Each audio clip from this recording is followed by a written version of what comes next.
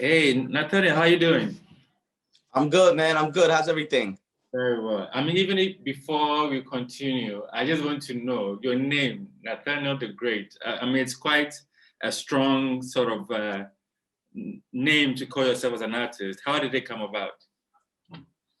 Well, for me, I feel like at this point in my career, like I see myself as a conqueror of my direction in life and my purpose. And similar to like Alexander the Great and other conquerors, I feel like me, I'm a conqueror in my journey. So I just added the great to the end of my name. Fantastic. And you are conquering. I mean, your current song, Cash Out, the last time I checked, it's pushing 500,000 views on YouTube. What has been the journey to this point where you have some sort of a breakthrough record at the moment? Well, it took a lot of work. I've been doing music for over 10 years. You know, I've worked with big artists like DJ Khaled, French Montana, Papoose, Remy, and over time, just building my resume, building my relationships, growing my fan base and my support base, it allowed me to get to this point where I can put out a single and the support is around it, the resources is around it. So that's really what it is. It's the time that I put in over the years to really grow my brand. Great. So tell us, what is Cash Out about and the kind of response it's getting from the public? How you think about all of that? Well, the idea of cash out is really just cashing out on your dreams, your goals, making it to a level, to a point in life that you were striving for. You know, so it's really a story of triumph, and I think a lot of people feel that right now because, especially after the pandemic, we all been through so much. You know, and all of us have dreams, all of us have goals. So the public has been responding to it accordingly because it feels like that. It's an uplifting song. So I've been getting a great response based on that.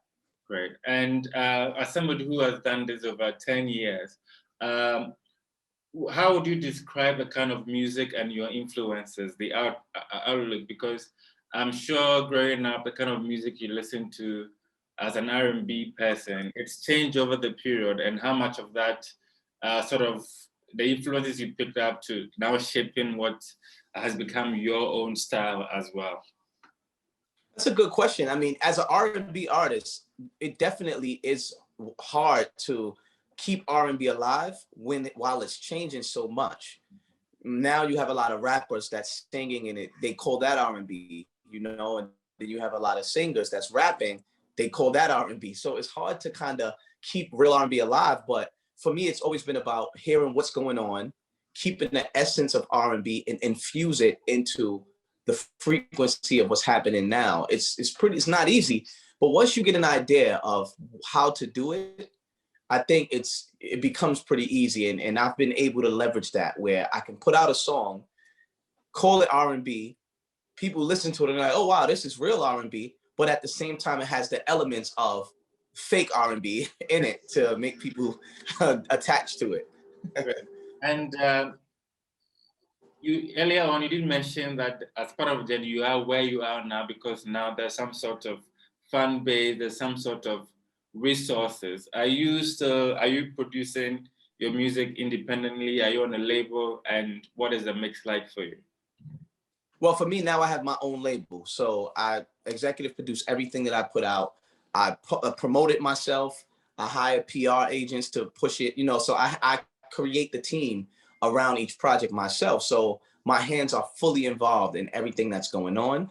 It wasn't always like that. You know, when coming up, I signed the record deal at one point.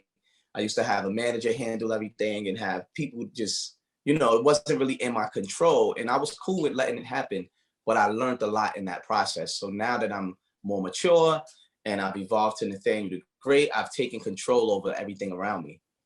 Great. And in terms of projects, I know Cash Out is out, but do you have an album? Are you working on something? Where are you at now? Yes, I am working on another album. I will be dropping something around June, early June. And it'll be like an EP, like a 5-song project where I'm kind of changing the sound just a little bit, testing something out. Everything is going to be similar to Cash Out. So it's going to have that same bounce, that same feel. And in terms of collaborations, are you working on anything in the future? Yeah, I am. There's some that I can't mention now, but I have some surprises coming out. Good. And I mean, being from Africa, and we've all, our artists, and even us, the fans, we've always wished for our music to travel, and we are at a point where we are getting recognized on the BET Awards stage. We're getting Grammys. Contemporary young African artists are winning Grammys as well. How much are you aware of our music, and do you see a future collaboration with that movement that is coming up? Oh, absolutely. I got like 4 Afrobeat songs.